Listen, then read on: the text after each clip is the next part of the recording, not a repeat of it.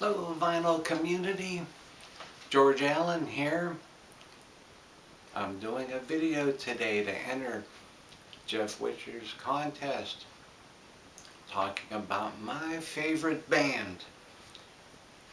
If you haven't guessed it yet, you don't have too good an eyesight. It's Procol Harum.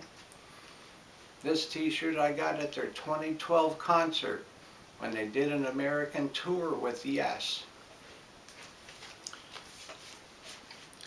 You know, a lot of people remember Procol Harum from their 1967 hit, Whiter Shade of Pale.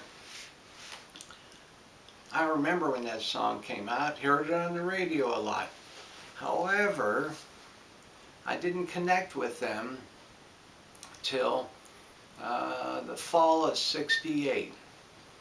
A friend of mine in high school said to me one day, he says, "Hey, you know what? My brother's home from college and he told me about this band, Procol Harum, and they have this album out, Shine On Brightly."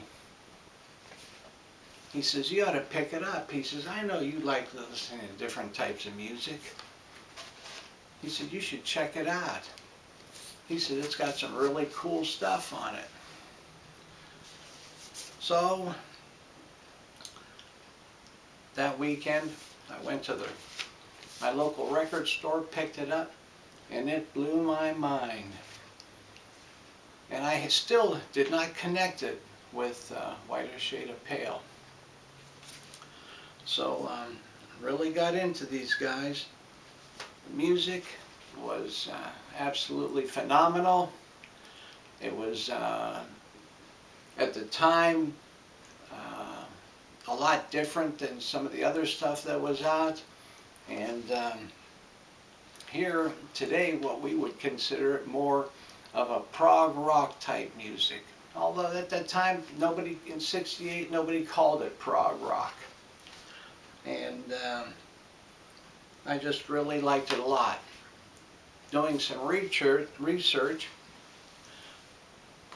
then I found out that the words were written by Keith Reed, music by Gary Brooker. Now, Gary Brooker had been in a band from '64 to '67 called the Paramounts.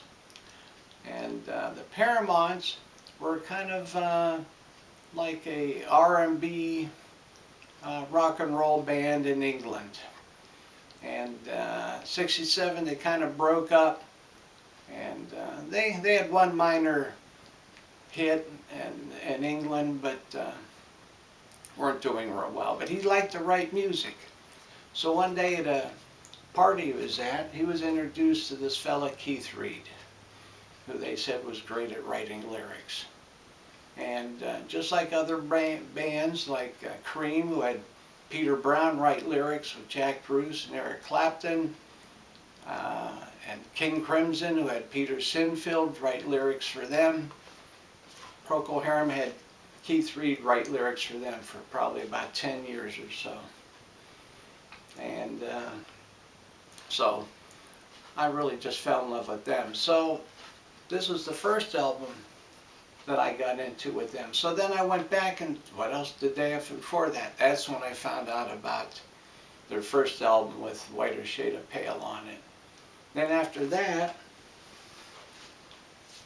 this one came out, which is probably one of their more albums that gave them a little bit more notoriety, Salty Dog. And this one is also available, well, occasionally available from Mobile Fidelity. I just cannot afford the price that it's been out at. I've seen some copies on Discogs and eBay, and it's pretty hefty, But this is a great album too. I've shown other albums of theirs. I didn't want to get them all out. I figured no reason to do that. But I just wanted to talk about these couple albums, especially Shine On Brightly, which is really the one that got me turned on to these guys. Like I said, I I got this t-shirt in 2012 when I saw them with Yes. Originally I saw them in the early 70s on their Grand Hotel tour. I did see them in Atlanta as recently as 2019. And they were promoting their latest album, Novum. And so they're still around kicking, rocking the house. Only Gary Brooker is the original member, so great group. Loved them for many years. I'm doing this for Jeff Whitcher's got a great channel. What can you say about him? Wonderful guy. Always doing some zany videos. Never know when he's serious or not serious. Usually he's not serious. So I'm kind of wondering if he's like that with everything. Surprising his wife hasn't thrown him out of the house yet. But anyhow, he's probably a great father, great husband. He's great in the VC. We love him a lot. Check his channel out. Okay, that's it.